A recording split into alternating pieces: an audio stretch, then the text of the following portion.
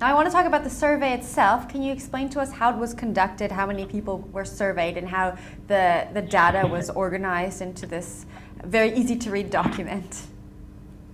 Yes, because we're aligned with the American Customer Satisfaction Index in terms of the global license program, we adhere to the standard scientific norms. So this is a very big sample for the industry. It's 2070, which aims to do around about 270 samples per brand, so that we can get to at least the 90% confidence with about a 2% error margin. Now that is technical speak, but it boils down to the fact that the numbers should represent a high level of reliability. We also balance it out between telephonic interviews and web interviews.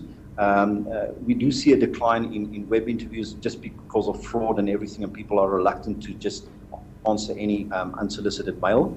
But as it stands, the model basically measures 5 things. We start off by measuring basic expectations in terms of customization, and just will they make mistakes or not.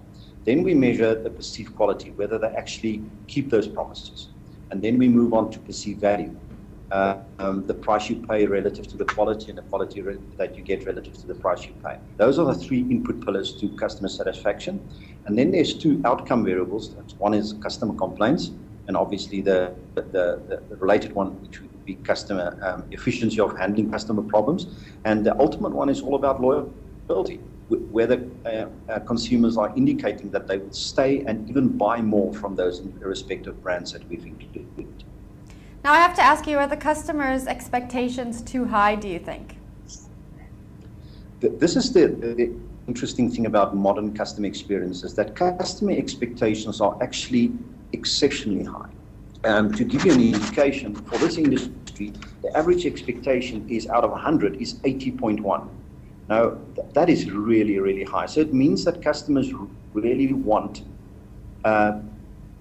value for their money. So they expect something, and specifically because this is a very intimate type product. You know, life insurance is all about buying surety and peace of mind. And it's actually a very selfish project because you buy it for your loved ones when you're not there anymore. So therefore the expectations are high, and we do see that they keep on going up. So it's not necessarily that it stays the same. South Africa is also not doing that badly by comparison to international standards. The current benchmark in the world is the Americans, with the likes of Prudential and MetLife scoring in the upper, late 70s, even high 80s.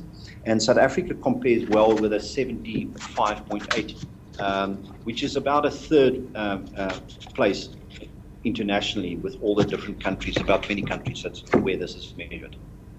Now, I think I know the answer from listening to what you've been saying, but can companies meet these expectations that South Africans have been putting on them?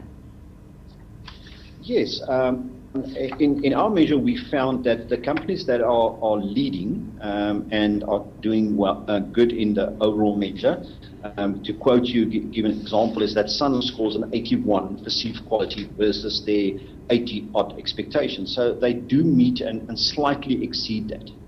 But we see that companies that ultimately score low on their customer satisfaction index battle to do so. So they lag, and which means that there's a negative gap, so they don't meet those high expectations. And that then relates to things like low perceived value. They see that it's too high, or they see that problems are not sufficiently addressed.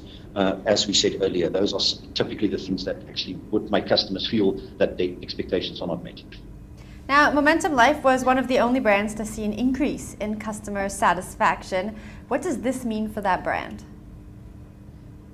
Well, it means that, first of all, because the econometric value of this, and in America they've actually tracked this for the last 15 years with stock prices and share prices, and they found a very, very high correlation. So it's predictive of future cash flows, it is predictive of future profit, it's predictive of future growth.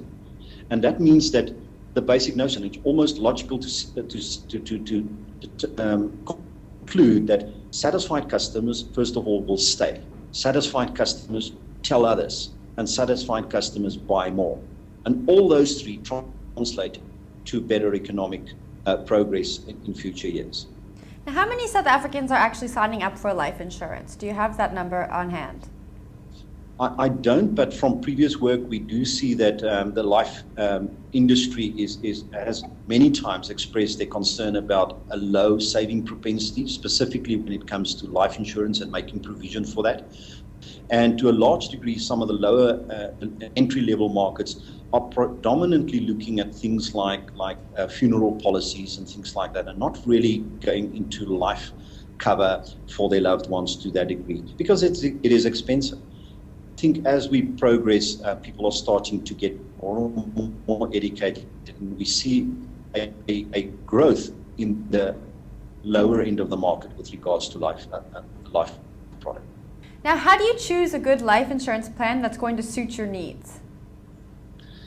I think, first of all, the regulations and the credit, the governance and everything in South Africa is actually very tough and very good, and it stands the whole industry in good favor. So the regulations and the new rules and policies that they've brought in actually make sure that advisors are well trained. They need to be accredited, first of all, and therefore you can actually go to an advisor or a broker and then sit down and do a proper assessment of your needs.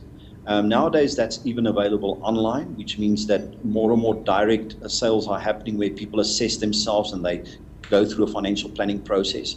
But typically, that is what one needs to do, is to actually look at your financial needs relative to your current scenario, your life stage, where your children is in their life stage, in your family, and then plan accordingly. And that's where the industry is geared well with regards to financial advisors and brokers to advise customers to the best product. And then I would really recommend that people don't only listen to one.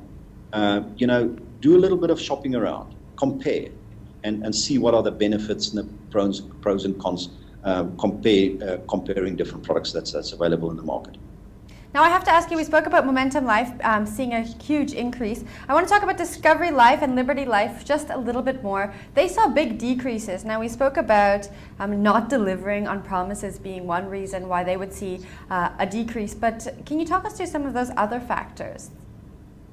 Yes, I think the one thing that we've seen in many industries is where there's a big acquisition drive, and post the sort of drive in 18 months, we do see a decline in scores, as if companies are not able to sustain that high level of acquisition and really to then deliver on those promises, which means that in terms of process and systems, it might be failing to deliver on some of those promises.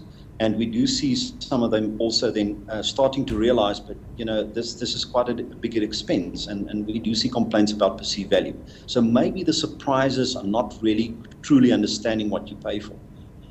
We do see coming through as some of the complaints where people don't necessarily always understand exactly, because it's very technical. They talk about finance speak, life insurance speak. It's not really understandable terms that the normal man in the street can always understand.